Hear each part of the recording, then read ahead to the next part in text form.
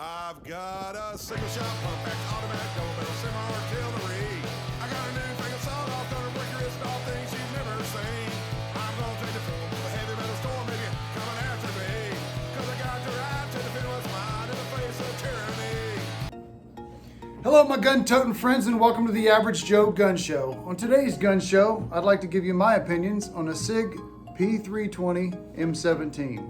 Okay YouTube, as you can see, it's unloaded. I've had this pistol since 2018 and it's been my go-to everyday carry ever since. I carry other pistols depending on weather and if I gotta wear lighter clothes, but for the most part I grab this out of the drawer to bring with me. This pistol won a military contract. It won the military contract over Glock, FN, and Beretta, so it replaced the Beretta M9, which has been our military sidearm for a couple decades. But the military wanted something more modular.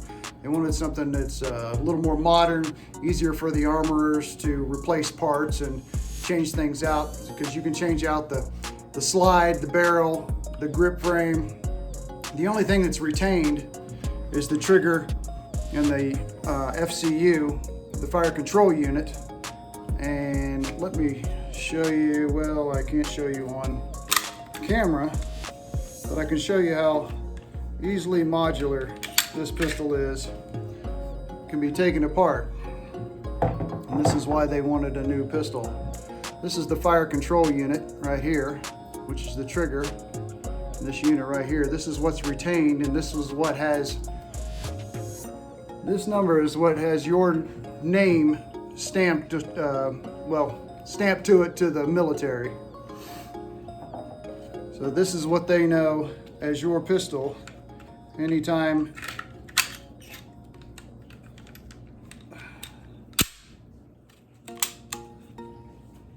they're looking up a pistol, that's got your name on it. Speaking of being modular, I tried this X-frame for a while, carried it for a while. This is what the new M17s are coming out with, the new M17X. Gives more of a Glock angle to the grip versus the old 1911 angle to the grip. I tried it out, I didn't like it. I ended up putting the standard grip frame back on. The difference being, as you can see, I've heavily stippled the stock grip frame because Sig's frame feels like sugar. Not grippy enough for me. So with a black magic marker and a soldering iron, I put some heavy duty sandpaper grip on this entire module. Now it bites into your hand and doesn't move. The aftermarket support is fantastic for this pistol. Everybody's jumped on the bandwagon. Like I said, you can get an X-frame from Sig or any other company has different grip modules, different size grip modules, different shapes. You can get different barrels, different slide lengths. You can shorten this to an M18 size. So many different companies have come up with so many things to improve on this pistol. Something Sig can improve on is the serrations in the slide. Hardly there. Luckily the recoil spring's not that heavy, so it's not that hard to rack.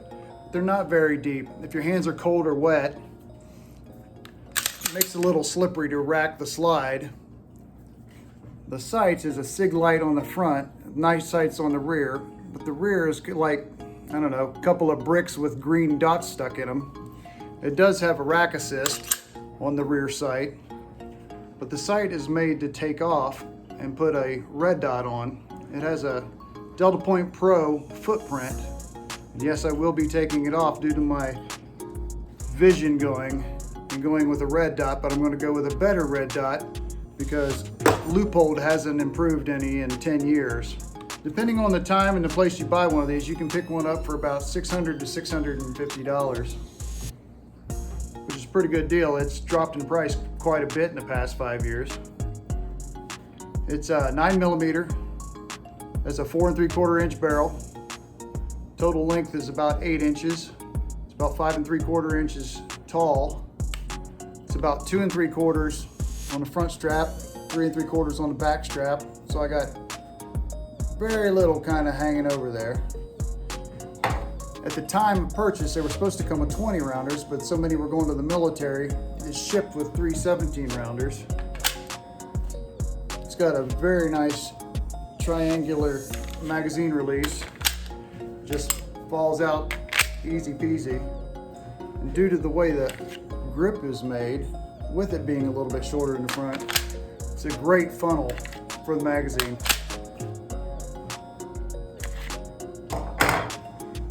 The weight unloaded is 29.6 ounces, so it's like a medium weight full-size pistol.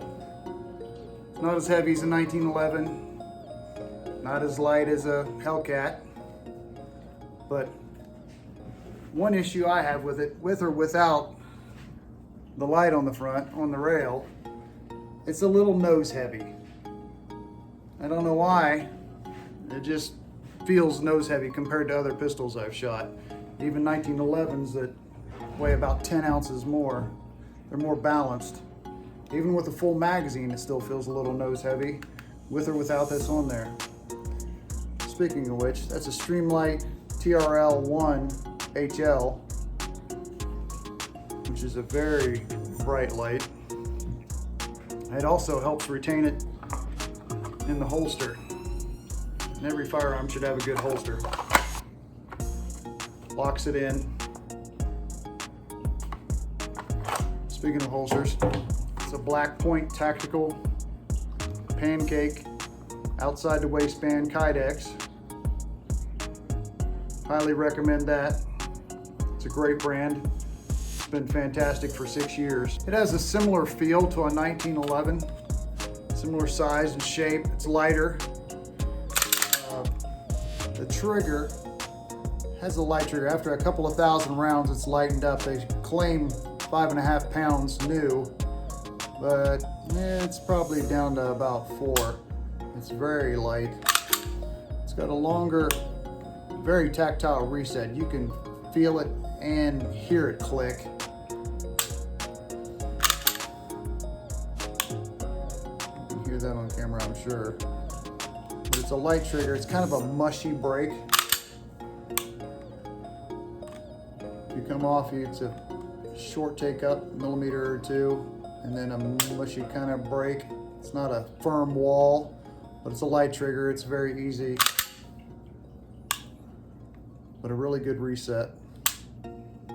One of the things a lot of people complain about with the SIGs is the barrel height over grip.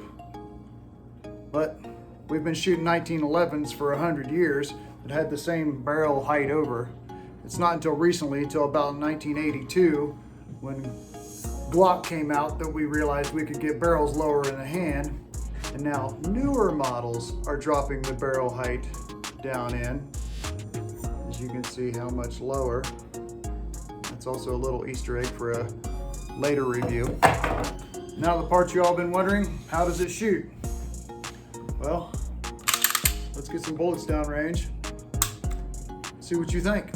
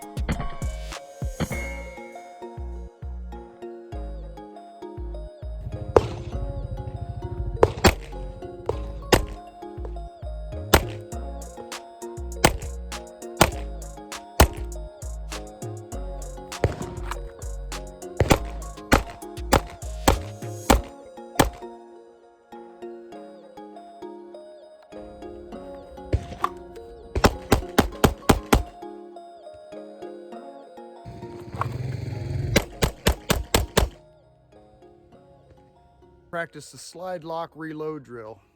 Got 5 numbered magazines with the same number of rounds in each magazine. Shuffle the magazines. Stuff one into an unloaded pistol. And as it slide locks, reload. It's a good way to practice your reload drills.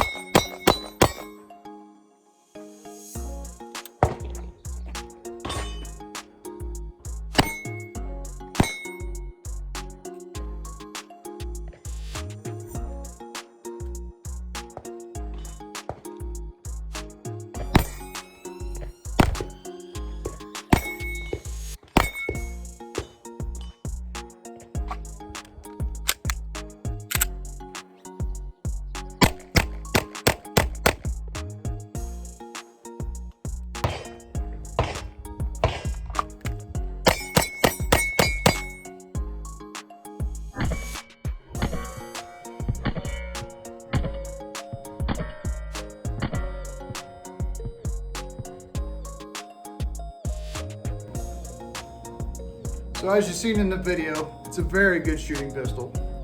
I have to agree with something Larry Vickers said. When firing it, the takedown lever bites his thumb. I don't find it biting my thumb. I just find it slippery and annoying under recoil. I still don't like the cocking serrations. The trigger's good for a mushy trigger, but it's a very light trigger. So it's easy to keep on target. It's very accurate.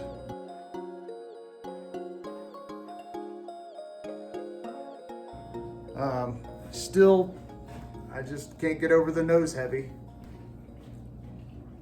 So if there's anybody else out there that carries one of these things around every day, I'd love to hear your opinion on this pistol. But until then, remember, eat right, exercise, go outside, get some training, shoot something, take a gun class, subscribe to my channel, ring that bell for all to hear.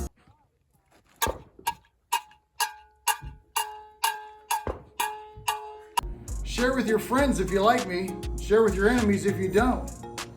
The only thing I got left for you is a whole bunch of bloopers. So if anybody else out there carries an M17 every day, I'd love to hear your opinion on this pistol. But for all that, remember, eat right, exercise, get outside, go shoot something.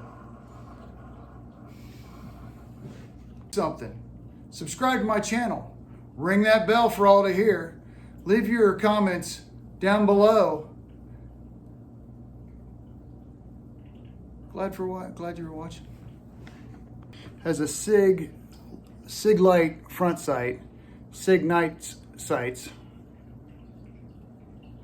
They're like two bricks with two little green dots in them. It does have a, no. So you had to be early and get to the range. You didn't want to miss your exercises. When you do air school transitions.